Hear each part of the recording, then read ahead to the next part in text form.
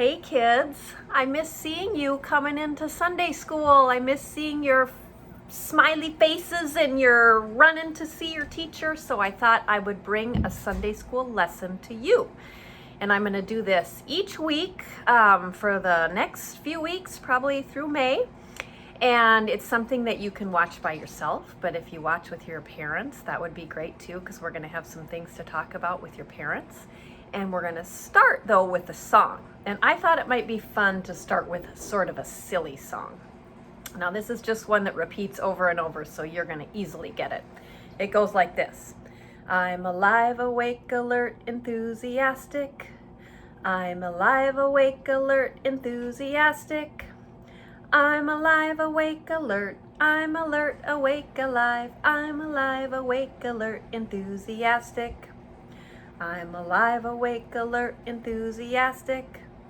I'm alive, awake, alert, enthusiastic.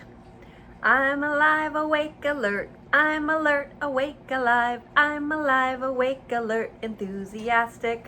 Here we go. I'm alive, awake, alert, enthusiastic. I'm alive, awake, alert, enthusiastic. I'm alive, awake, alert. I'm alert, awake, alive. I'm alive, awake, alert, enthusiastic. Well, I hope you were doing that with me, because that would be sort of silly if I did it by myself. Kind of a fun song to get going with. And today, what I want to do is share a story with you before we sing one last song. And the story is about probably my favorite prophet in the whole Bible. Now, I'm not sure if you remember what a prophet is, but a prophet is someone who God uses to speak for him. So this prophet's name is Jonah. You probably heard of him before, and I like to call him a slacker prophet. You can ask your mom and dad what slacker means. If they're part of the same generation as me, Generation X, we're called slackers. It actually means someone who's kind of lazy and doesn't really do what they say they're going to do. I don't think it's really true of most of us, but it's pretty true of Jonah. So listen to his story. One day, Jonah was minding his own business when God spoke to him and said, Jonah, I need you to go to Nineveh, that great city, and tell the people there that they need to say they're sorry for their sins. Well, guess what? Nobody liked Nineveh. They were a bunch of kind of mean jerks, and Jonah didn't want to go there. And so what Jonah did is, rather than telling God that, let's imagine Jonah lives here. Well, Nineveh's way down here. So what Jonah did is he got on a boat that was heading way over this way in the opposite direction of Nineveh, and he just decided he was going to get as far from Nineveh as he possibly could. Well, while he was on the boat, he went down underneath at the bottom of the boat and he was sleeping, and all of a sudden a storm came. And all the sailors on the boat said, Jonah, Jonah, please pray to your God and ask your God to stop this storm. And Jonah said, just throw me overboard into the water already. So they grabbed him, threw him off the boat. He fell into the water and the storm stopped, if you can believe that. Well, meanwhile, a big fish was swimming through the water, and it gobbled Jonah right up. And Jonah was sitting there in the belly of that big fish. Well, then Jonah decided to talk to God. Oh, God, I love you. You're so amazing. You're so amazing. Well, meanwhile, that fish was swimming through the water right over to Nineveh, where it barfed Jonah right onto the shore. So Jonah ended up going to Nineveh after all. He gets there. He walks across the city, and this is all he says In 40 days, Nineveh will be overthrown. That's it. But everybody in Nineveh starts to pray to God and say they're sorry for all the bad things they did. The king, the people, the animals, they put on these sackcloth, like itchy cloth, and ashes on their face. That would be how you would say you're sorry in those days. And they said, God forgive us, God forgive us. And guess what? God forgave Nineveh, all of them. Well, Jonah, when he heard about God forgiving Nineveh, remember, he thinks they're a bunch of meanies. He started to pout. I'm wondering if any of you have pouted before. Can you show me your best pouty face? Jonah says, see, God, I knew you would do that. You're always forgiving people. You even forgive people that nobody likes. Oh, I'm just so frustrated.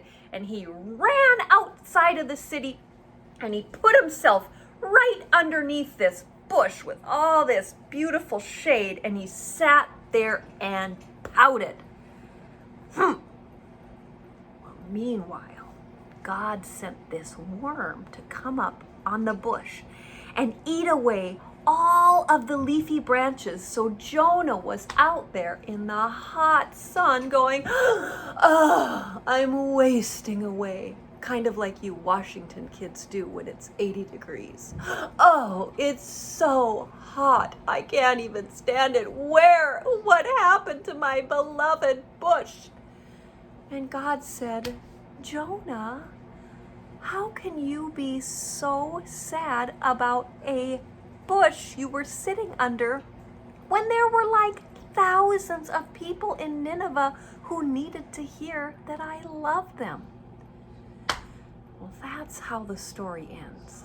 And I think Jonah was pretty amazed, actually, at what God did. And I'm wondering if you could take a minute now and just tell your mom or dad or your brother or sister, what is one or two things in the story of Jonah that you heard that maybe made you laugh or made you go, or that you noticed about the story? Can you do that? You might even need to pause the video to do it. Yeah, well, one of the things I like about Jonah is he pouts and he gets angry and he gets frustrated, but God still uses him. All those people in Nineveh learned to believe in God and have their sins forgiven because of Jonah, even though he was a slacker, as I said. And you know what that helps me remember? Is God can use you and me and anyone really to share God's love with the world. And I think that is a wonderful thing to remember. All right, well, let's sing a song together. Can we sing This Little Light of Mine? We always sing that in opening for Sunday school, and Jonah didn't like letting his light shine, but I bet a lot of you are better at it than Jonah. So let's sing. This little light of mine, I'm gonna let it shine. This little light of mine, I'm gonna let it shine, let it shine, let it shine, let it shine. Hide it under a bushel, no, I'm gonna let it shine. Hide it under a bushel, no, I'm gonna let it shine, let it shine, let it shine, let it shine. Shine all over Kitsap, I'm gonna let it shine. Shine all over Kitsap, I'm gonna let it shine, let it shine, let it shine, let it shine. All right. What I want you to do with your family now is I would like you to tell each other something that is a high and something that's a low. We call it sharing your highs and lows. Some of you maybe already do that in your family. And I think especially in this time when we're all stuck at home, I bet we've got some highs and I bet we've got some lows. Your high might be that you've enjoyed getting to see your mom and dad all day, every day, but your low might be, "Ew, I don't know if I like seeing my mom and dad all day, every day. I miss my friends at school." It can be all kinds of different things. So when you are done with this video, I want you to share that. And then I want you to give each other a blessing.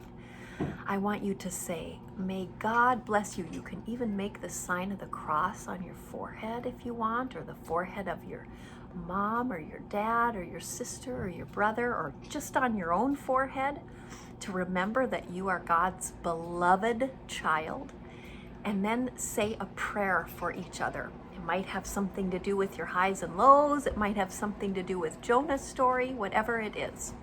So share your highs and lows, give each other a blessing, and pray together. Let's pray now. Dear Jesus, I thank you that you are with us when we are stuck at our houses. I pray that you be with all these kids who are learning to do school at home, and now even some Sunday school at home.